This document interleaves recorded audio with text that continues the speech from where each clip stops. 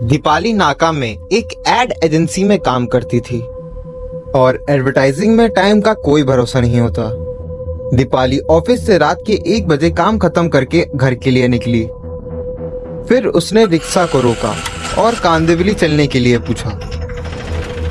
जी madam, चलेंगे जरूर। फिर दीपाली रिक्शे में बैठ गई और ड्राइवर ने रिक्शा थोड़ा आगे किया। फिर उसने अंधेरी से नहीं चलने को कहा। उसने कहा कि बहुत लंबा पड़ेगा। उसने यू टर्न के लिए कहा और आरे रोड से चलने के लिए बोला, क्योंकि वो एक शॉर्टकट रास्ता था। पर रिक्शा वाला बोलता है, मैडम वो रास्ता बिल्कुल सेफ नहीं है रात में जाने के लिए, वहाँ अकेले नहीं जाते हैं।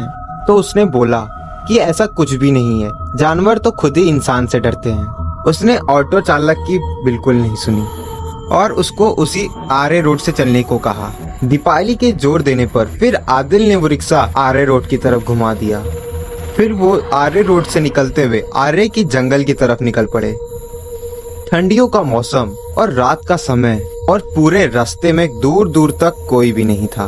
उसने रिक्शे वाले से कहा कि थोड़ा धीरे चलाए क्योंकि उसको ठंड लग रही थी। आरे रोड एक प्राइवेट रोड है और नेशनल पार्क का हिस्सा भी है और इस रोड में ज्यादा स्ट्रीट लाइट नहीं है। उस रात बहुत अंधेरा था उस रोड पर और आसमान में चांद भी नहीं था, क्योंकि उस रात अमावस्या की रात थी। करीब 3 किलोमीटर अंदर जाने के बाद वो ऑटो ड्राइवर से बोलती है कि इसको किसी के रोने की आवाज आ रही है। इतनी रात को रोने की आवाज आ रही है, ये तो बहुत अजीब बात है। फिर ऑटो ड्राइवर उसको एक पेड़ की तरफ दिखाता है जहाँ पर एक औरत सफेद साड़ी पहने खड़ी हुई। उस सफेद साड़ी वाली औरत को देख के दीपाली और आदिल दोनों की पैरों के नीचे से समझो जैसे जमीन खिसक गई।